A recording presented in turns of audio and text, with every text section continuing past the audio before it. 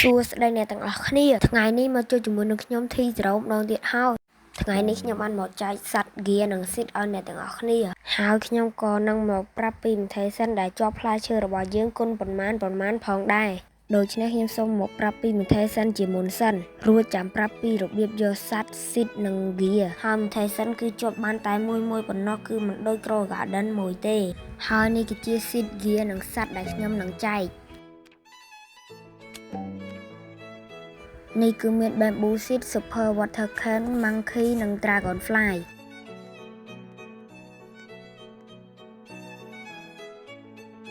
ហើយខ្ញុំភ្លេចប្រាប់អ្នកទាំងអស់គ្នានេះគឺជាដើមផ្លែស៊ីមនុស្សដែលខ្ញុំបានមកពី Gold Seed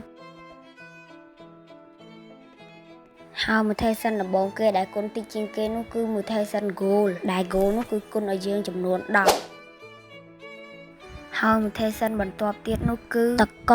ហើយតកនេះដែរគឺគុណចំនួន20ហើយ mutation ទី3នោះគឺរន្ទះបាញ់គឺគុណចំនួន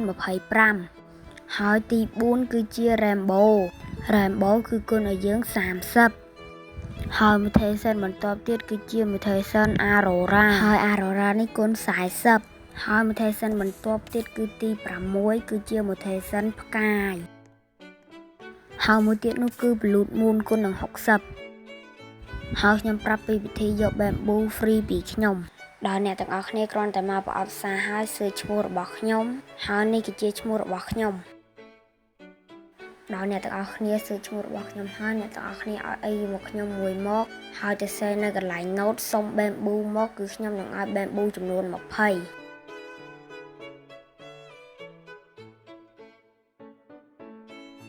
ហើយអ្នកទាំងអស់គ្នាក៏អាចឲ្យខ្ញុំ free ផងដែរបើសិនជាអ្នកទាំងអស់គ្នាចង់ឲ្យ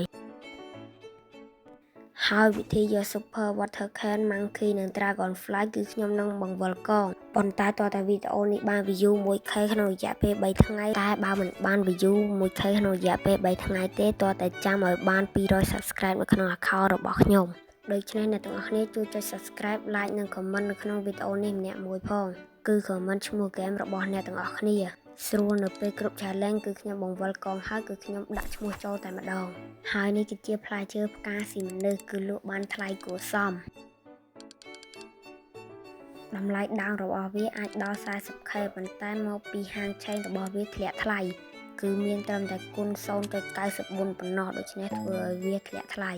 ហើយឥឡូវនេះសោកបានរីស្តុកដូច្នេះខ្ញុំក៏បានមកទិញ Bamboo បន្ថែមទៀតដើម្បីទុកចែកឲ្យអ្នកទាំងអស់គ្នា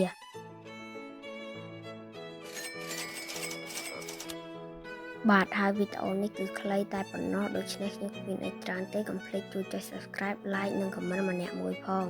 ហើយដូច្នេះគឺគ្មានអីច្រើនទេវីដេអូរបស់យើងក៏បានមកដល់ទីបញ្ចប់